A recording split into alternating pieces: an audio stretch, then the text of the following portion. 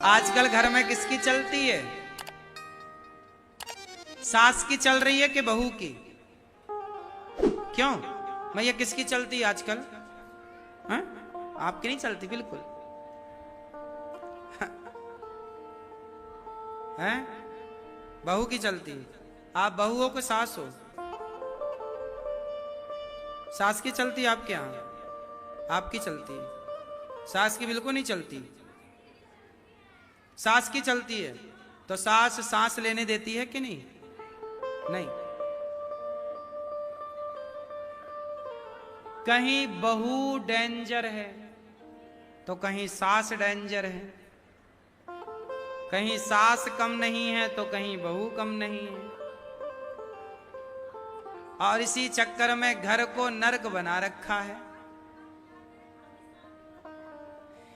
जबकि चाहिए क्या?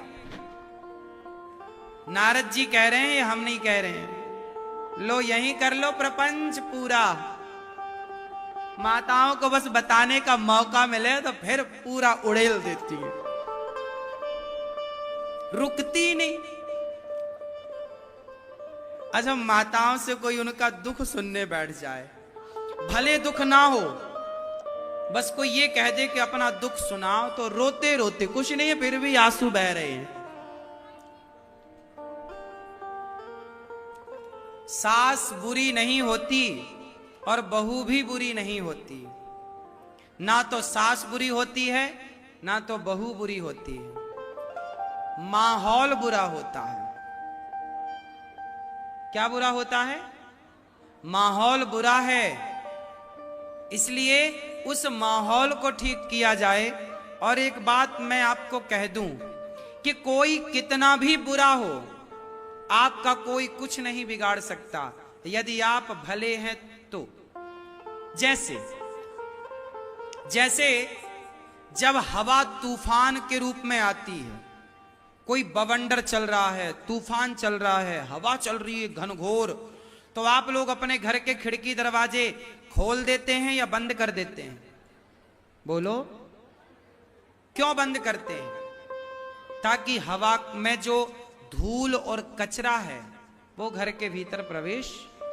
सोचो, यदि आपके घर के दरवाजे आप बंद कर सकते हैं, तो जब कोई आपके ऊपर गालियां बरसा रहा है, अपमान बरसा रहा है, कोई आपकी आलोचना कर रहा है, तो वो भी एक हवा है, वो भी एक तूफान है। जब घर के दरवाजे बंद कर लेते हैं और हवा को नहीं आने देते, तो कोई आपको कितना भी बुरा कहे, आप अपने इंद्रियों को बंद कर लो, कान को, गलत बात सुनो ही मत, आप सुनकर इग्नोर कर दो, आने ही मत दो अंदर, उससे भीतर जाने ही मत दो। भाई, आप हमें खूब गालियां दीजिए, आप हमारी खूब निंदा कीजिए, लेकिन आपकी निंदा, आपकी गालियां यदि मैं अंदर आने दूंगा तो वो मुझे प्रभावित करेंगी, लेकिन मैं अंदर आने ही नहीं दे रहा हूं। मेरा कंट्रोल खुद पर भी तो हो। भाई ये बताओ कि आपका आप में कितना कंट्रोल है? यदि आपका आप में कंट्रोल है तो सब चीजें इजीली ठीक हो जाएंगी। लेकिन आप, समस्या क्या है कि खुद पर से आप नियंत्रण खो बैठे, खुद पर कंट्रोल नहीं है। और मैं चाहता हूं कि आपके अंदर इतना कंट्रोल हो कि आप ये डिसाइड करें कि मैं क्या सुनूं और क्या ना सुनूं। जो सुनने योग्य नहीं है वो मैं खुद ना सुनूं, वहां से उठ के चला जाऊं। आप बड़बड़ा, आप मुझे गाली दे रहे हैं, देते रहिए, मैं नहीं सुनता, मैं चला गया। या मैं, आप गाली दे भी रहे हैं, मैं ध्यान नहीं दे रहा। आप लोग क्या करते हैं? ध्यान देते हैं, उसने क्या कहा, कान लगाते हैं आप तो ऐसे। आप गलत बातें तो कान लगा के सुनते हैं, और अच्छी बातें जब सुनने का मौका मिलता है तो आप अच्छी बातों में मन नहीं लगाते। इसलिए आप अच्छाई से वंचित रह जाते हैं और बुराई से आप भर जाते हैं। आप ही अपने मित्र हैं और आप ही अपने दुश्मन हैं। आप अच्छाइयों से भी अपने को भर सकते हैं और आप बुराइयों से भी अपने को भर सकते हैं। अभी आपको डिसाइड करना है कि आप अपने आप को भरना किससे चाहते हैं। गुब्बारा होता है, क्या होता है? गुब्बारा। गुब्बारे में दो तरह की हवा भरी जाती है। एक हवा भरोगे तो वो हवा गुब्बारे को आप जहां ले जाओगे वहां जाएगा, रखोगे तो नीचे रह जाएगा। लेकिन दूसरी हवा उसमें यदि भर दी जाए तो वो हवा सीधा उस गुब्बारे को आकाश की ओर ले जाएगी, ऊपर की ओर ले जाएगी। बोलो हां, हां या ना।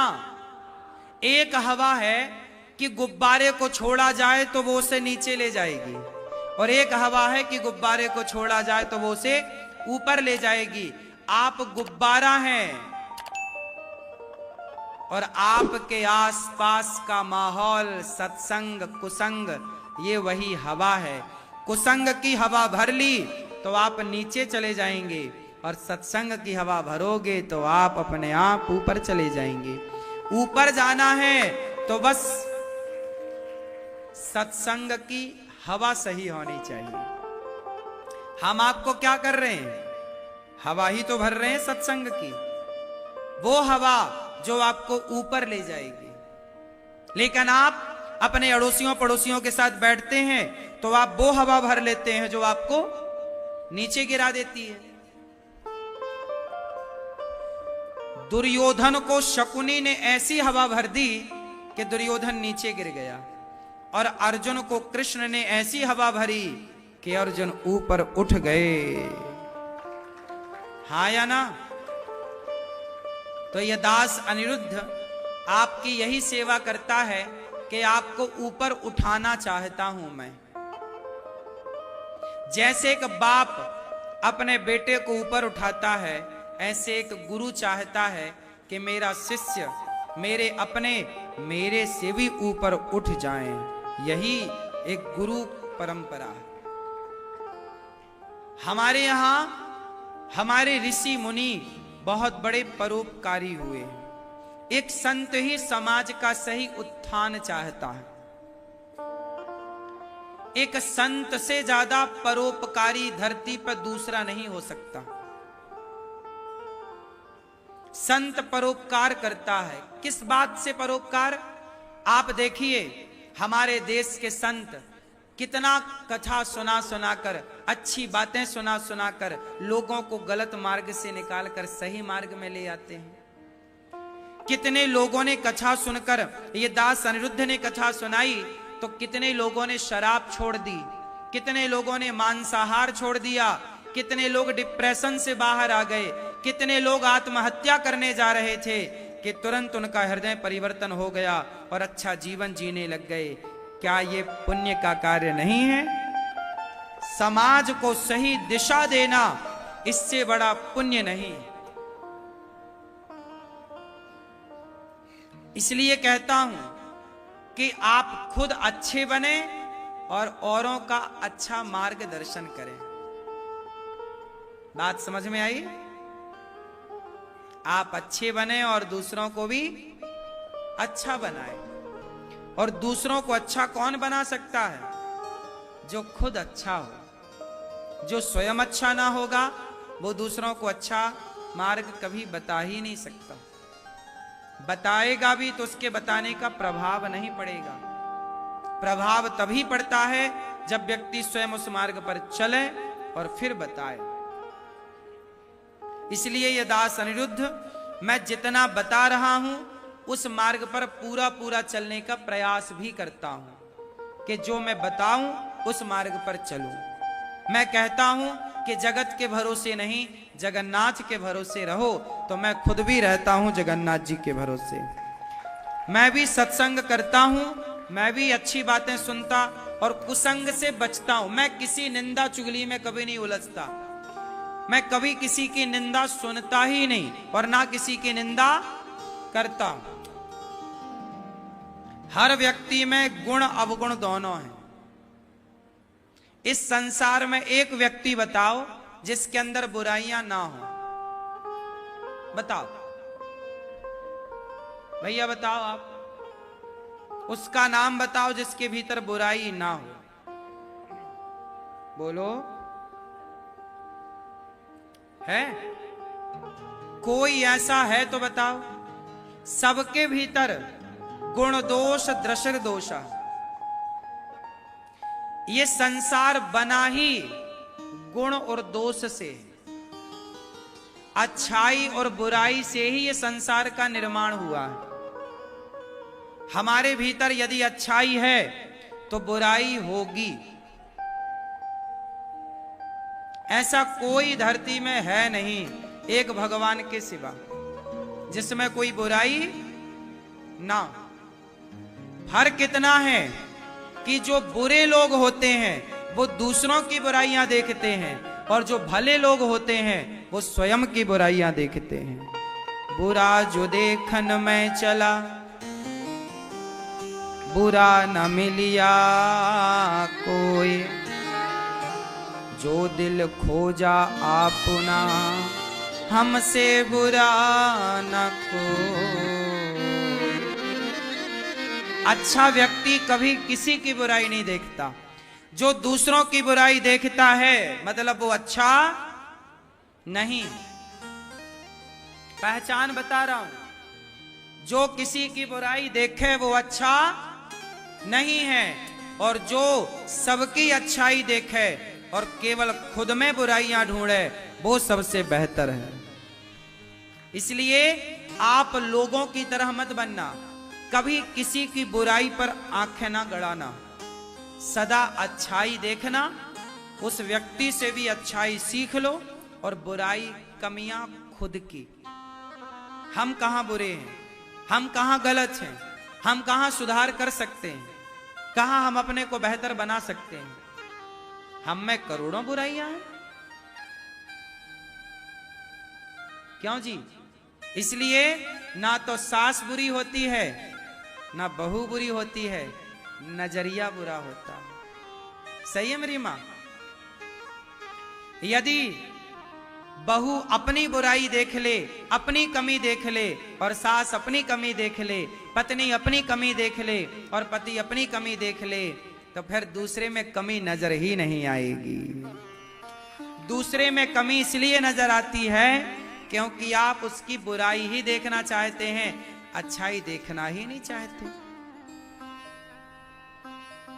राम के अंदर कुछ लोग बुराइयां देखते हैं कि राम ने शंभू को क्यों मारा, राम ने ये क्यों किया, सीता मां को वनवास क्यों भेजा। देखने वाले तो राम में भी बुराइयां देख लेते हैं, लेकिन हम जैसे मूर्ख भी हैं जो राम में केवल अच्छाइयां ही अच्छाइयां देखते हैं। ये तो अपनी अपनी नजर का हिसाब किताब है ना। देखने वाले तो माता सीता में भी दोष देख लेते हैं, हाँ या ना? देखने वाले तो भगवान कृष्ण में भी लाख दोष देख रहे हैं, लेकिन हम भगवान में अच्छाइयां देख रहे हैं। तो भगवान कृष्ण अच्छे लोगों के लिए अच्छे हैं, और जो बुरी नजर से देख रहे हैं उनको लग रहा है कि ये बुरे हैं। तो ना कृष्ण बुरे लोगों के लिए बुरे हैं, और अच्छे तो सबके लिए हैं ही। आप सबके लिए अच्छे हैं, लेकिन आपको ही कोई बुरी नजर से देखे, आप में कोई दोष देखे, मैं देखने बैठूं आप में दोष तो बहुत सारे देख लूंगा। आप मेरी गलतियां निकालने बैठिए, आप मेरी कमियां निकालने बैठिए, तो अभी आप मेरी 1000 कमियां निकाल लेंगे। और मेरी अच्छाइयां देखने बैठेंगे तो शायद 2-4 अच्छाइयां दिख जाएंगी आपको। ये तो आप पर निर्भर करता है कि आप देखना क्या चाहते हैं। संसार अच्छाई बुराई से बना है। नारद जी कहते हैं कि मैं सारे तीर्थों में गया, गृहस्थों के घर गया, शांति नजर नहीं आई। सत्यम नास्ति तपः शौचम दया दानम न विद्यते, उदरम भरिणो जीवा वरा का कोट भाषिणम। कलयुग में क्या खत्म हो गया? सत्य। आप लोग सच बोलते हैं कि झूठ? मैया साची बताओ। साची कहे तोहरे आवन से हमरा। साची बताओ, आप सत्य बोलते हैं कि झूठ? क्या बोलते हैं आप? सत्य? हरिश्चंद्र जैसा सत्य? हाँ?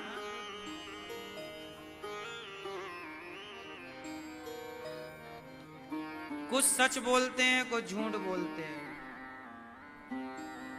ऐसे ही लोग तो हवा में लटके हैं ना इनका उद्धार हो रहा है, ना इनकी सदगति हो रही है। एक नाव में चढ़ जाओ, दो नाव में रहोगे ना मर जाओगे। सच की खेती कर लो, सच की खेती कर ले चतुर नर, समय गुजरता जाता। क्यों? क्यों? क्योंकि मेरे मालिक की दुकान में सब लोगों का खाता। ये जो झूठ बोला जा रहा है ये कौन देख रहा है? अच्छा ये बताओ, एक छोटा सा सवाल मेरा आपसे, क्या सच बोल के हम जीवन नहीं जी पाएंगे? हाँ? हम मर जाएंगे क्या? क्या हमारा पेट नहीं भर पाएगा सच बोलने से? उत्तर दो। सच बोलकर हम पेट भर सकते हैं कि नहीं बताओ जोर से। मैया भर जाएगा ना, तो काहे झूठ बोलना? झूठ बोल के धन्ना सेठ काहे बनना? सच बोल के जैसा भगवान बनाए बना। सत्य बोला करो, झूठ की नाव डुबा देगी आपको। समझ में आ रही है ना? प्रिय भक्तों, नारद जी को भक्ति महारानी उदास मिल गई। भक्ति महारानी से पूछा, देवी तुम कौन हो? कहा, महाराज मेरा नाम भक्ति है। मैं उदास परेशान हूं। क्यों? मेरे बच्चों का दुख दूर करो महाराज। अभी बच्चे हैं और ये देखो बूढ़ों की तरह हो गए। नारद जी ने ज्ञान वैराग्य को, वेदांत का, गीता का ज्ञान दिया, पर भक्ति महारानी के बेटे का दुख दूर नहीं हुआ। तब नारद जी परेशान भये कि कैसे होगा। तब आकाशवाणी हुई, कहा सत्कर्म करो। सत्कर्म की खोज में निकले तो सनकादियों ने बताया कि भागवत ही सत्कर्म है। अब नारद जी सनकादियों से कहते हैं कि आप भागवत सुनवाओ। हरिद्वार की पावन धरती पर 4 आसन लगाई गई। सनक, सनंदन, सनातन, सनत कुमार, नारद जी श्रोता बनकर बैठे। 3 आसन भक्ति, ज्ञान, वैराग्य के लिए लगाई गई। भागवत जी की महिमा देखो कि भागवत का जब संकल्प हुआ और भागवत शुरू हुई, तो भागवत शुरू होते ही केवल महिमा हुई, सदा सेव्या श्रीमद् भागवती कथा। भक्ति महारानी ने भागवत सुनी तो भक्ति का, ज्ञान वैराग्य का सारा दुख दूर हो गया। ये भागवत जी की महिमा। किसकी महिमा है?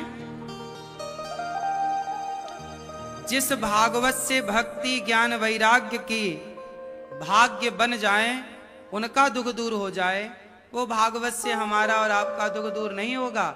हमारा और आपका दुख है ही कितना ज्यादा। हमारा और आपका दुख जरा सा है। हम लोग कोई बहुत ज्यादा दुखी नहीं है। व्यर्थ की टेंशन लेके बैठ जाते हैं। कोई दुख बुख नहीं है हम लोगों। हाँ, भागवत सुनने से क्या क्या होता है। ये मानवः पाप कृतस्तु सर्वदा, सदा दुराचाररता विमार्गिगाः, क्रोधाग्निदग्धः कुटिलाश्च कामिनः, सप्ताह यज्ञेन कलौ पुनन्ति ते। कितना भी बड़ा पापी हो, जिसने गौ हत्या की हो, ऐसा पापी भी भागवत सुन ले तो उसका भी उद्धार हो जाता है, मोक्ष हो जाता है भागवत। इसलिए भागवत आप लोग जरूर सुना करें, भागवत जी के पोथी पाठ जरूर सुना करें, कराया करें। अच्छा, नारद जी ने कहा महाराज भक्ति महारानी प्रकट हो गई। बोले कहां बैठे? बोले भक्तों के मन मंदिर में जाके बैठ जाओ। भक्ति सबके मन में बैठी। अच्छा, क्या कोई पापी व्यक्ति भागवत सुन के उद्धार को पालेगा? हाँ, एक गांव था, सुनो ध्यान से कथा। एक तुंगभद्रा नदी का किनारा था, उस गांव का नाम था उत्तमपुर। वहां पे एक पंडित जी रहते थे, नाम था आत्मदेव। पत्नी का नाम था धुंधली देवी। दोनों पति पत्नी बड़े प्रसन्न चित्त से रहते थे। गांव में उनकी यजमानी थी, पूजा पाठ करके गांव से जो दान दक्षिणा मिल जाए उससे पंडित जी और पंडितानी का गुजारा होता था। अच्छा खासा जीवन गुजर रहा था आत्मदेव जी का, सब बढ़िया था, मौज थी। तभी क्या हुआ कि आत्मदेव जी के पड़ोसी आए आज बैठने, और पड़ोसियों ने कहा कहो आत्मदेव जी कैसे हो?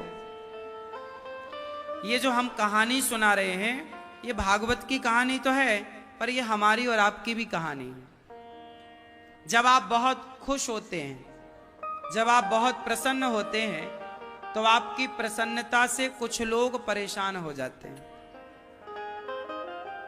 लोग इसलिए परेशान नहीं हैं कि उनके घर में रोटी नहीं है, लोग इसलिए परेशान हैं कि आपके घर में 56 भोग क्यों बन रहा है। कुछ लोग आपकी मुस्कान देखकर, हंसी देखकर, प्रसन्नता देखकर परेशान हैं कि यार ये इतना खुश क्यों रहता है, आओ इसे दुखी करते हैं, इसके होंठों की मुस्कान छीनते हैं। परेशान करते हैं लोग। लोग अपने दुख से दुखी नहीं हैं इस युग में, लोग दूसरों के सुख से दुखी हैं। अपनी असफलताओं से परेशान नहीं है, दूसरों की सफलताओं से परेशान है।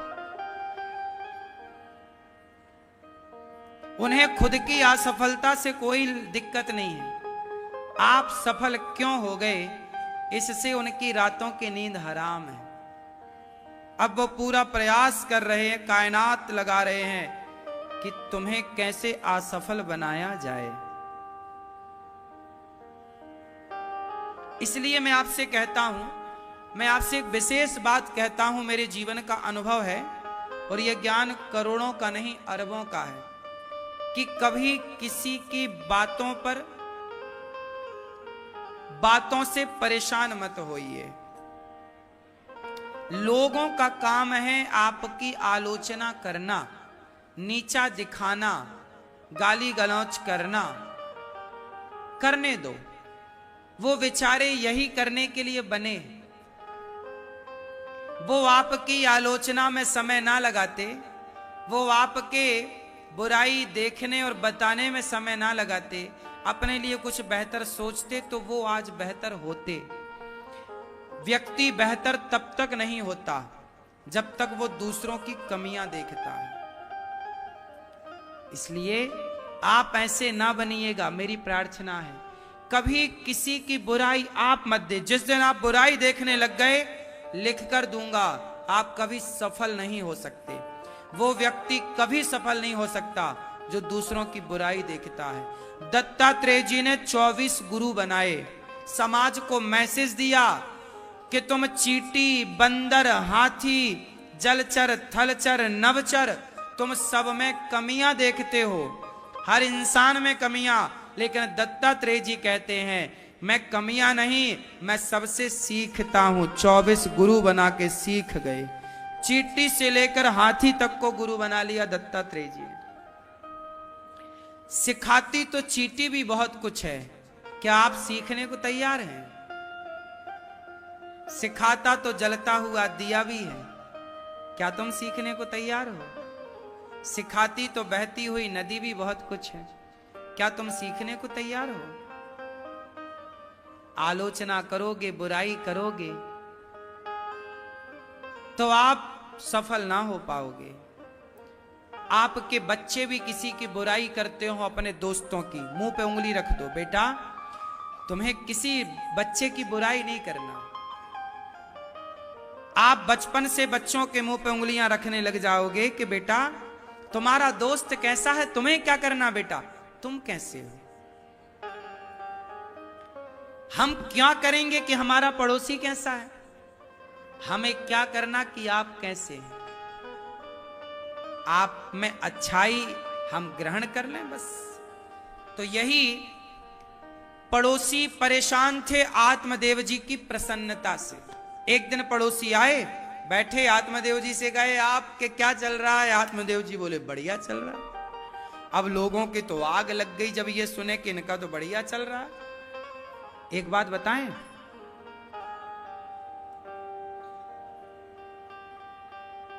गैरों के सामने आप कितने प्रसन्न हैं, अपनी प्रसन्नता व्यक्त मत किया करो। ये बात बहुत पते की बता रहा हूं, गुप्त रखना। दूसरों के सामने अपनी प्रसन्नता व्यक्त ना करो, नजर लग जाती है। आज आप पति पत्नी बहुत खुश हैं,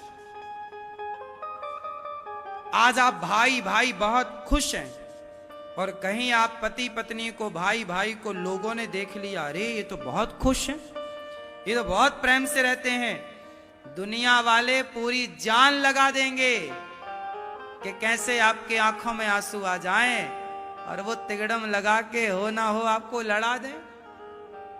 देख लो ना, कितनी खुशियां थी अयोध्या में, घर घर ढोल, घर घर दिया, घर घर लड्डू बन रहे थे, लेकिन खुशियों का पता लग गया मंथरा को। दशरथ जी, राम की, कौशल्या मां की खुशियों में आग लगा दी। किसने? बोलो, एक बात बताओ कि मंथरा को पता ही ना चलता और तुरंत राम राजा बन जाते, तो आग कैसे लगा पाती? खुशियां देख करके वो आग चिनगारी ढूंढने लग गई। कहां मिलेगी चिनगारी, कहां मिलेगी? तो चिनगारी के रूप में उसने कैकेयी मां को यूज कर लिया। ये दुनिया नहीं चाहती कि आप खुश रहें, इसलिए अपने परिवार, अपने बच्चों में आप खूब हंसो, खूब मुस्कुराओ, खिलखिलाओ, परेशान आनंद से रहो। दुनिया के आगे ना बताओ कि आप कितने खुश हैं। दुनिया के आगे नॉर्मल सी स्माइल के साथ, भैया बहुत कृपा है भगवान की, बस इतना बहुत। ज्यादा प्रसन्नता ना व्यक्त करना सही है कि गलत है? अब राम जी राजा बन रहे हैं, घर घर ढोल नगाड़े बजने लगे, तो मंथरा के कान खड़े, लगा दी आग उसने। अरे छोड़ो,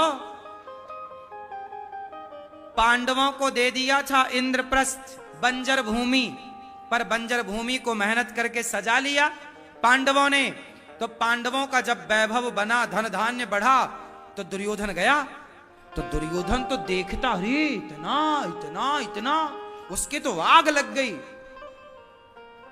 आपको क्या लगता है, जब आप अपने गृह प्रवेश में लोगों को बुलाते हो तो कुछ लोगों की तो आग लग जाती है, इसका घर बन गया इतना बढ़िया।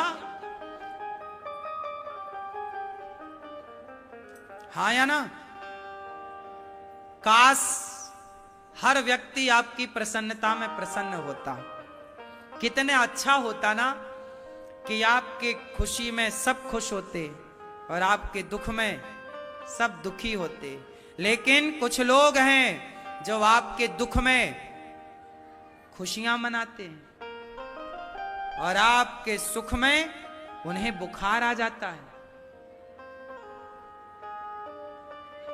लोग मेरे से पूछते हैं मैं कहीं भी न्यूज चैनल जाऊं, कहीं भी डिबेट में जाऊं, बोले महाराज जी आप महंगी कार में चलते हैं, आप ये घड़ी पहनते हैं, आप ये खाते हैं। सोचो, लोग ये चाह रहे हैं आज भी कि आप बैलगाड़ी में ही चलो। लोग नहीं चाहते कि आपके पास बड़ी कार हो, लोग नहीं चाहते कि आप तरक्की कर जाओ। लोग ये चाहते हैं कि हम साइकिल में चलते हैं, तुम भी चलो।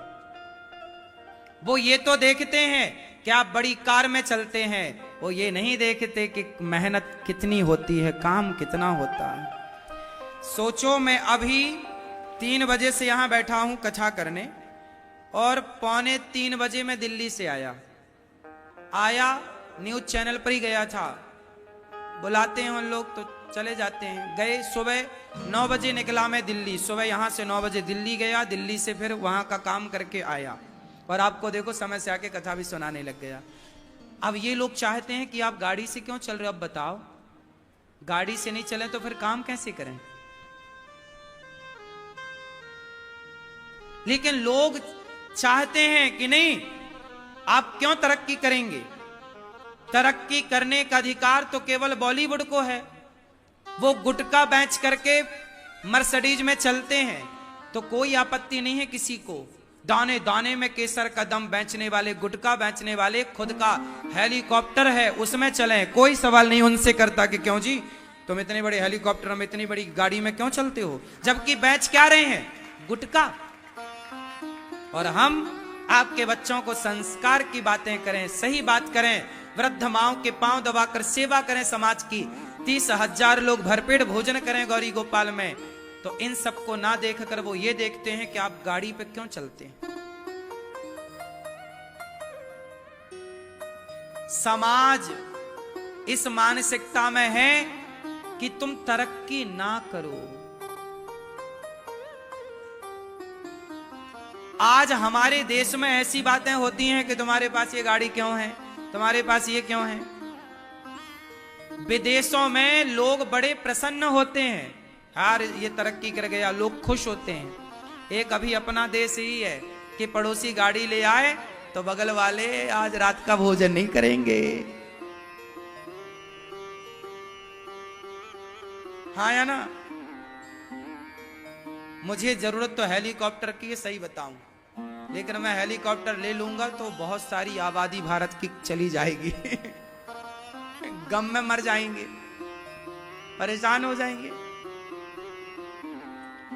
अब बताओ, हमें रोज लगभग 300 किलोमीटर की यात्रा रोज करनी है, और 300 जाना, 150 जाना। क्यों, दिल्ली कितना भैया, 125 150 तो है ही यहां से, तो 150 जाना प्लस 150 आना, 300 हो गया।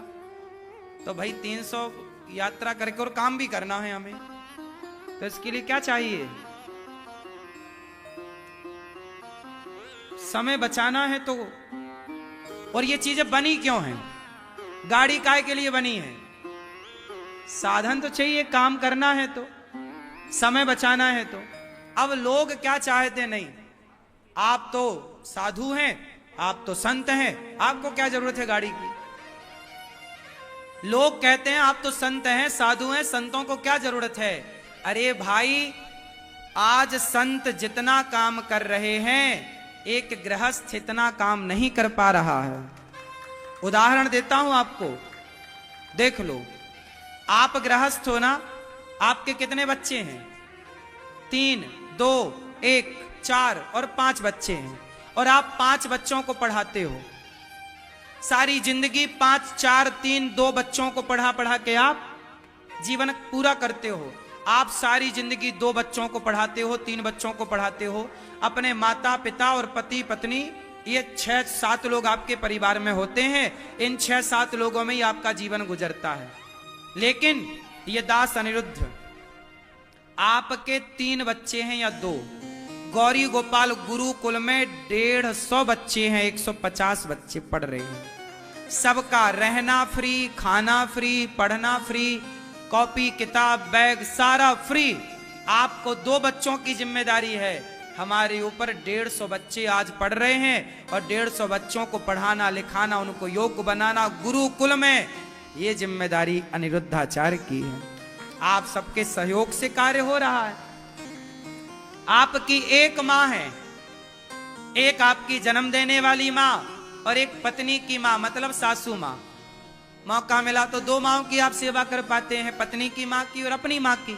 तो आपकी दो माँ है ज्यादा से ज्यादा, पर गौरी गोपाल आश्रम में 290 माताएं तो अभी यहां रहती हैं। 290 माएं रहती हैं।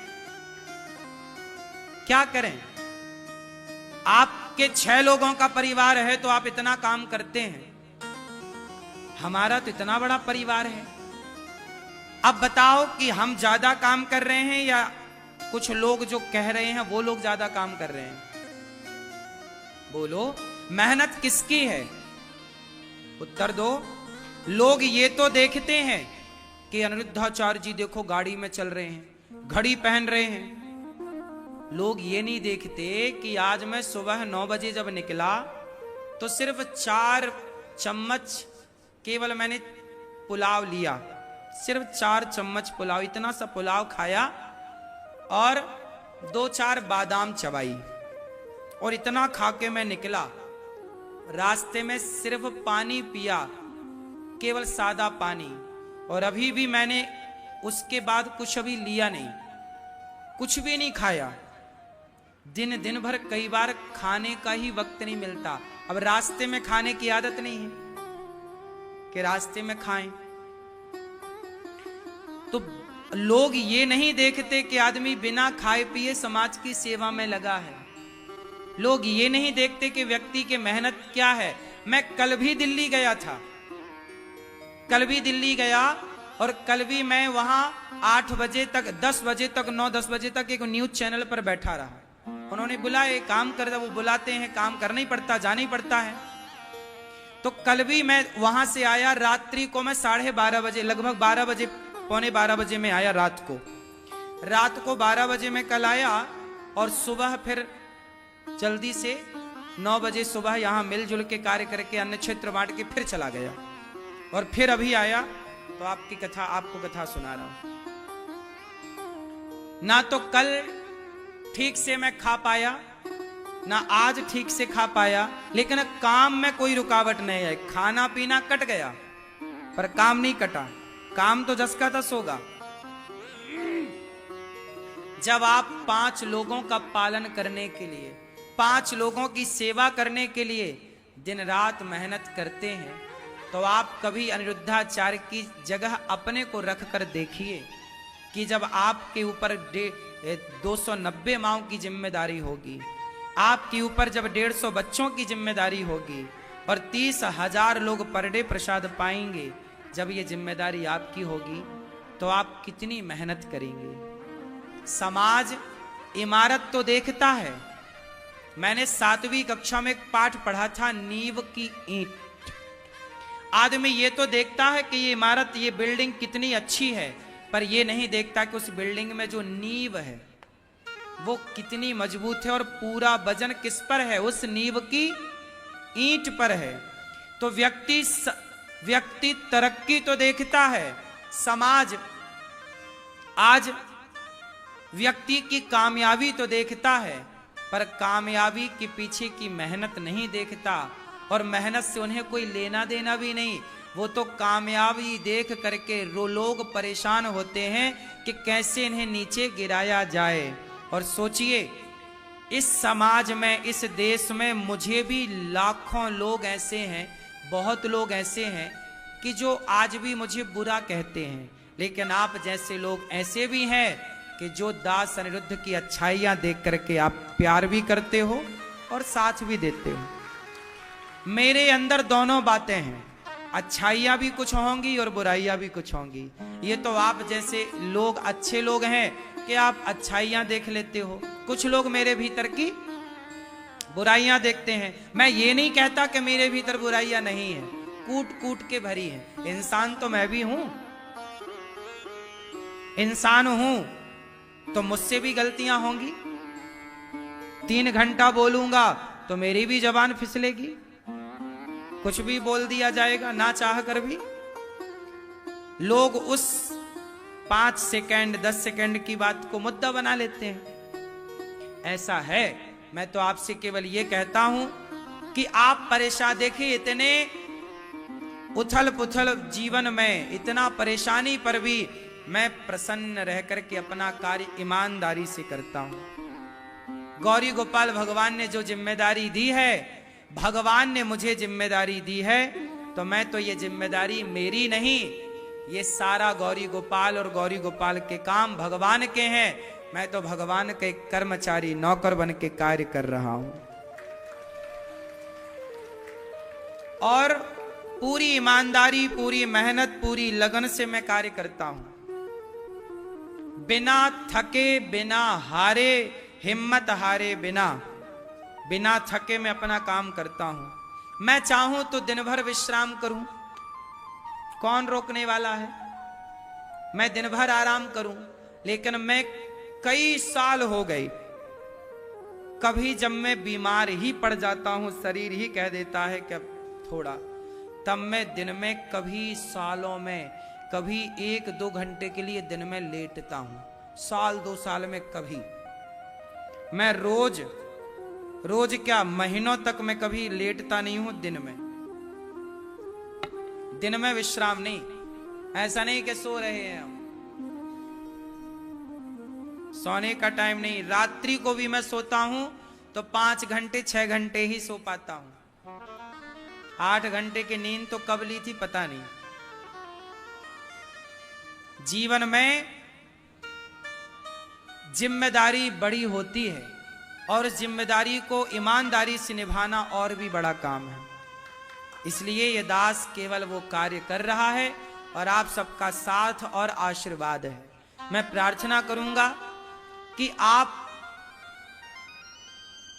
केवल एक वो पक्ष ना देखें जो लोग आलोचक हैं, आलोचना करते हैं, आरोप लगाते हैं। कभी वृंदावन आए और एक ये पक्ष देखें कि गौरी गोपाल आश्रम में समाज के लिए कितनी बड़ी सीख यहां से मिल रही है, कितनी बड़ी सेवा का कार्य यहां से हो रहा है। समाज एक पहलू देखता है, दूसरा पहलू देखना भी नहीं चाहता।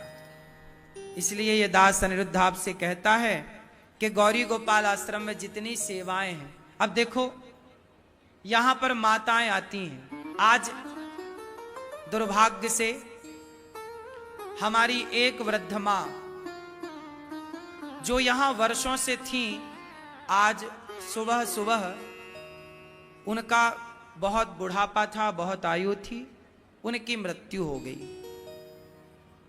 वो भगवत धाम चली गई। जब कोई परिवार का सदस्य नहीं आता तो इन माओं को केवल रोटी ही नहीं, इन माओं को कंधा भी ये दास, ये देखो ये हमारी माँ है जिनकी ये दास कंघी कर रहा है। मैं इनके पांव दबाकर इनकी सेवा करता जो बन पड़ती। आज सुबह 5 बजे के लगभग इनकी मृत्यु हो गई और ये भगवत धाम चली गई। देखो जब जिंदा थी मां तो मैंने एक पुत्र बन करके जो बन पड़ी अच्छी से अच्छी सेवा। इनके बेटा, बहू, बेटी, परिवार कोई नहीं आता, कोई फोन भी नहीं लगाता, कोई नहीं आया। तब ये दास अनिरुद्ध ने इन माओं की सेवा करके इन माओं का आशीर्वाद लिया। और आज एक मां यहां पर, एक ऐसी मां जिनकी 2 बेटियां हैं, दोनों बेटी को फोन लगाया गया यहां से कि बेटी तुम्हारी मां आई है गौरी गोपाल, तुम क्यों नहीं रखती हो अपनी मां को? बेटियों ने साफ मना कर दिया, हम नहीं रखेंगे अपनी मां को। निकाल दिया बेटियों ने अपनी मां को, एक नहीं 2 बेटियां हैं, निकाल दिया। बोले आपको रखना है रखो, नहीं रखना है तो सड़क में छोड़ दो। अब बताओ, एक बेटी कह रही है कि आपको रखना है रखो, नहीं तो छोड़ दो। मतलब मां के हाल में छोड़ दो, वो भीख मांग के खाए या फिर कैसे भी करे। ऐसी बेसहारा माओं की सेवा ये दास अनिरुद्ध करता है और उन माओं का बेटा बन करके उनकी सेवा करके उनका आशीर्वाद लेता है।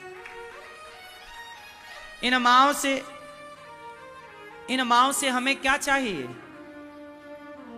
क्या हम इन माओं से पैसे लेते हैं? नहीं। क्यों सेवा करते हैं इन माओं की? एक इंसानियत के नाते, एक इंसानियत, इनके अपनों की इंसानियत भले मर गई पर हमारी और आपकी इंसानियत तो जीवित रहे। मैया बैठो, हमारी और आपकी इंसानियत तो जिंदा रहे। हम भूल जाएं कि हमारा इनसे रिश्ता क्या है। अच्छा ये बताओ, हर इंसान से हमारा रिश्ता है या नहीं? इंसानियत का उत्तर दो। तो हम कौन सा रिश्ता निभा रहे हैं? इंसानियत का रिश्ता, इंसानियत का रिश्ता। अब बताओ आप लोग कि इन माओं की सेवा करना ये इंसानियत का परिचय देना है या नहीं? उत्तर दो। तो गौरी गोपाल आश्रम में बेसहारा माओं को यदि सहारा मिल रहा है और ये दास अनिरुद्ध इन माओं की सेवा में लगा है, तो बताओ मैं अच्छा काम कर रहा हूं कि बुरा? फिर भी लोग मुझे क्या कहते हैं? बुरा। वो तो आप अच्छे हैं तो आप मुझे अच्छा कहते हैं, वरना लोग तो इसमें भी कमियां ढूंढ लेते हैं और बोलने का एक भी मौका नहीं छोड़ते। मैया आज हम आपका देखो मां आई हैं, परिचय करा देते हैं एक मां से। मैया कहां से आई हो मेरी मां? गुरुजी राधे राधे। राधे राधे। कैसी हो आप मैया? खंडवा से आई हूँ। खंडवा मध्य प्रदेश। क्या हो गया आपको? कोई रखता नहीं है इसलिए मैं यहाँ गौरी गोपाल आश्रम में आ गई। बेटियां हैं आपकी? है 2। और बेटे?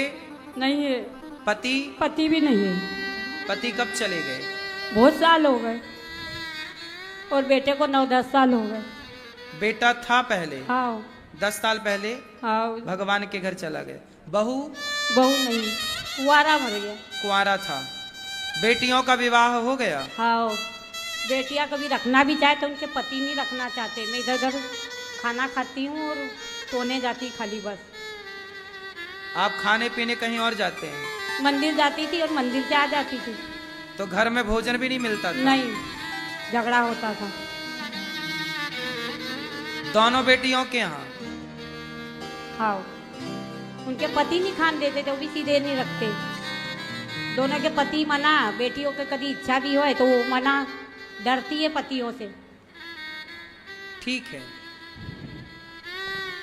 देखो 2 बेटियां हैं तो बेटियां तो चाहती हैं कि सेवा हो माँ की, 2-4 रोटी जो चाहिए मिल जाए। पर बेटियों के पति, अरे भाई पत्नी की मां भी तो मां ही है। बेटा नहीं है तो दामाद ही तो बेटा है। कहती हैं मां के देखो खाने नहीं देते, ये मां कितना खाती होंगी। सोचिए आज संसार में इस तरह से इंसानियत मर चुकी है कि एक इंसान अपनी सास को, अपनी मां को रोटी नहीं दे रहा है। जब तुम्हारे अपने घर के बुजुर्ग भूखे और प्यासे हैं तो तुम्हारे घर में जब तुम भगवान को भोग लगाते होगे तो क्या भगवान उस भोग को ग्रहण करते होंगे? आज इंसानों के पुतले रह गए हैं मेरी मां, इंसान नहीं है अब। इंसान तो देखो आप लोग हैं कि आप लोगों के सहयोग के बल पर यहां पर इन वृद्ध माओं की सेवा हो जाती है।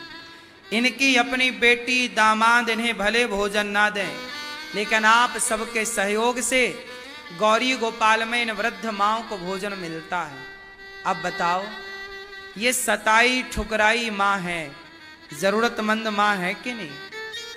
मैया कितने साल से आप बेटियों के यहाँ इस तरह से जीवन गुजार रही हैं? बहुत साल हो गए। बीमार रहती थी मेरी लड़की तो वो वहाँ रहती थी मैं, तो वो उनके पति रखना नहीं चाहते। मेरा मन नहीं माने, मैं वहाँ चले जाऊँ, खाना खा के वहाँ चले जाऊँ। वहाँ भी खाए तो लड़ाई हो जाती थी। घर में बेटी के घर खाती थी तो लड़ाई हो जाती हाँ, थी? खाने पे से। खाने पे से लड़ाई? क्या कहते थे लोग? कहीं भी जाओ, कहाँ भी रहो, कहाँ भी खाओ, पर हम नहीं खिलाएंगे, हम नहीं रखते। हम नहीं खिलाएंगे, हम नहीं रखते, ऐसा ऐसा कहते हैं। कौन कहता था ऐसा? जवाई। जमाई, दामाद। यहाँ आप आज ही आई हैं? हाँ, आज ही ये आई। कौन है भैया आपके साथ? ये पड़ोसी। बात कराइए। मैं मदद करना चाहता हूँ इनकी, उनको लेके आया हूँ मदद से। तो मदद करना चाहते हैं तो आप इनके घर में रख के सेवा करते आप? नहीं, यहाँ का पता था तो इनकी यहाँ लाया इनको, इनकी इच्छा भी थी यहाँ कि अंतिम तक रहूँगी मैं। तो आप पड़ोसी हैं? जी हाँ। आप पड़ोसी 2-4 लोग मिलके माँ की सेवा कर लेते तो भी अच्छा था ना? जी। क्यों नहीं की तो सेवा? हमारे बच्चे बहू इतराज करती है ना। वो ऐतराज करते हैं। देखो, सबको इंसानों की सेवा से ऐतराज है। एक अनिरुद्धाचार्य है जिसे माँ की सेवा से कोई ऐतराज नहीं है। अब आप बताइए, इस संसार में देखो, अपने अपने बच्चों का पेट तो कुत्ता बिल्ली भी भर रहे हैं, नहीं भर रहे हैं? अपने बच्चों की परवरिश तो कुत्ता बिल्ली भी कर लेते हैं कि नहीं? पशु पक्षी भी कर लेते हैं कि नहीं? पर सभी में बांट कर खाए उसे इंसान कहते हैं। पराया दर्द अपनाए उसे इंसान कहते हैं। भगवान से प्रार्थना केवल इतनी है, आप लोगों से प्रार्थना केवल इतनी है। आप देख रहे हैं कि रोज कोई ना कोई वृद्ध माँ गौरी गोपाल आती हैं। अब यहां पर 292वीं माँ है ये, 292, 291 माँ यहाँ थी, आज एक माँ और आई। अब इन माँओं के रहने के लिए ना गौरी गोपाल में भी अब जगह नहीं है, इसलिए इन माँओं के लिए हम एक बड़ा आश्रम बनाना चाह रहे हैं। ये काम चल रहा है, ऊपर आप देख रहे हैं। इस काम में बड़ी रुकावटें हैं, बड़ा काम है तो बहुत खर्चे हैं। 4 दिन काम होता है, कुछ दिन काम रुक जाता है। जैसे पैसा आया काम शुरू हो गया, पैसा गया काम खत्म। अब इतना बड़ा आश्रम है, आप देख रहे हैं। 1000 माँओं के रहने की क्षमता है इस आश्रम में, लेकिन एक पलंग भी खरीदने जाओ तो पैसा लगता है, एक तकिया भी खरीदने जाओ तो पैसा लगता है। माँओं के कमरे में एक व्यवस्थित पंखा हो, कूलर हो, बेड हो, गद्दा हो, तकिया हो, खिड़की हो, दरवाजा हो, वॉशरूम हो, ये तो सब चाहिए ना। तो ये सब की आवश्यकता है। आप सब एक छोटा छोटा सहयोग करेंगे, आश्रम के निर्माण में सहयोगी बनेंगे। इन माँओं से 1 भी रुपए हम नहीं लेते, इन माँओं से पैसे नहीं, आशीर्वाद लेते हैं। और आप सबसे कहते हैं कि सहयोग करो। आप सहयोग करते हैं, माँओं की सेवा होती है। आपसे बस मेरी इतनी सी प्रार्थना है कि इन माँओं के लिए ना एक बढ़िया सा आप कमरा बनवा के माँओं को दे सकते हैं। 290 से अधिक माएँ हैं, आप भोजन बंटवा सकते हैं कि आज का भोजन इन माँओं को हमारी तरफ से। इतना भी आप सहयोग कर देंगे भोजन का तो भी अच्छा होगा। और ये एक बात बताओ, यहाँ 290 माएँ हैं तो रोटी तो रोज चाहिए ना। 290 लोगों का भोजन तो रोज बनेगा। 290 माँ और 150 बच्चे गुरुकुल के, क्यों रोज भोजन चाहिए? ठीक है। मेरी गौरी गोपाल आश्रम की बहुत इच्छा थी महाराज जी, फिर आज मेरी मन की कामना पूरी हो गई। राधे राधे। खुश रहिए। अब आपका बेटा ये दास है, हम सब आपके बेटा बेटी हैं, ठीक है? मेरी एक इच्छा यही थी बस, और कुछ नहीं, कि मैं यहाँ मैं कहीं ठुकराऊँ नहीं, कहीं भटकूँ नहीं, और मैं बस यहीं रहूँ। देखिए, हर बेसहारा माँ को गौरी गोपाल ही सहारे के रूप में दिखाई पड़ रहा है। कितनी माँओं की आशाएं इस गौरी गोपाल से हैं, हाँ या ना? भारत की हर माँ ये कहती है कि मेरा बेटा, मेरी बहू मेरे अपने साथ ना दें तो अनिरुद्धाचार्य जरूर साथ देगा, गौरी गोपाल में सहारा जरूर मिलेगा। बताइए, ये विश्वास नहीं है लोगों का? मैं कहता हूं कि आप अपने माँ बाप की इतनी बढ़िया सेवा करो कि उन्हें जरूरत ही ना पड़े। आप भोजन दो, माँ का ख्याल रखो, पांव दबाओ, उनका सम्मान बनाए रखो। माँ बाप कोई दौलत थोड़ी मांगते हैं। गौरी गोपाल में भी तो माताएं रहती हैं, कोई माताएं दौलत थोड़ी मांगती हैं। समय से भोजन मिल जाए, समय से दवाई मिल जाए और उनका सम्मान। हम बेटे हैं ना, तो बेटे का कर्तव्य है कि वो अपने माँ बाप का सम्मान करे।